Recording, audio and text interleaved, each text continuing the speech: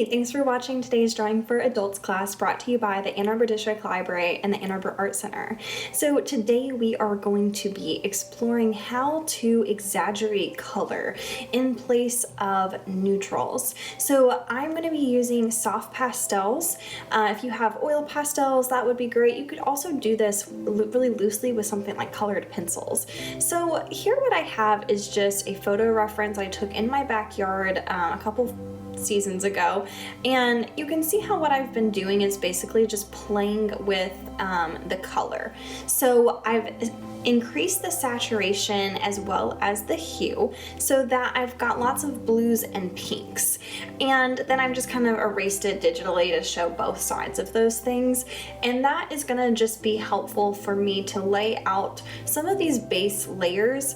And I'm not going to look at that too much, but that's just a simple photo reference that I just wanted to show you. So, but mostly I will not refer back to that too terribly much, especially keeping it on the screen, though I might look at it on a separate device while I'm drawing this. But it's helpful just to see that you can take a photo reference of your own, and on whatever, photo editing thing you're using, you can increase the saturation really high to make the colors a lot more intense.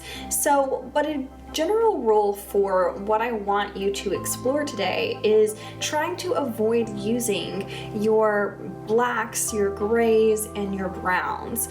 Maybe you can use white occasionally, but even for that, let's see how we can layer white with maybe another color so that you are really focusing on the intensity and the saturation of color. So here I'm adding in this is a really nice place to just kind of point out how colorful it is. It's also really loose. So I'm not focusing on trying to get as realistic as possible.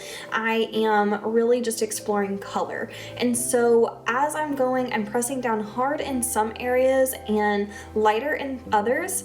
Now, if you are using soft pastels, being able to spray this with a fixative and then coming back to like a workable fixative, and that just kind of sets everything in place. And that's helpful so that it can't be erased or manipulated in any way once you are layering more and more colors on top. So, but you don't necessarily have to do that, but it is really a helpful tool.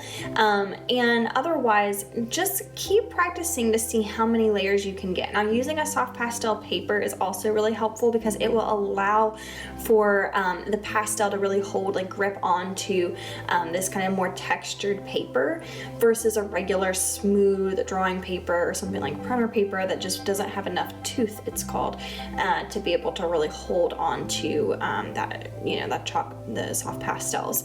So you can see here how I'm just layering lots of bright colors. Now, I haven't used every single color in a set of colors. It's just I'm mostly using kind of some pinks and blues, and then I added a little bit of this bold red orange or dark orange and a creamy buttery yellow. Now I'm coming in with the corner of my pastel to get some nice line work, some just squiggly lines, and I'm keeping everything pretty loose.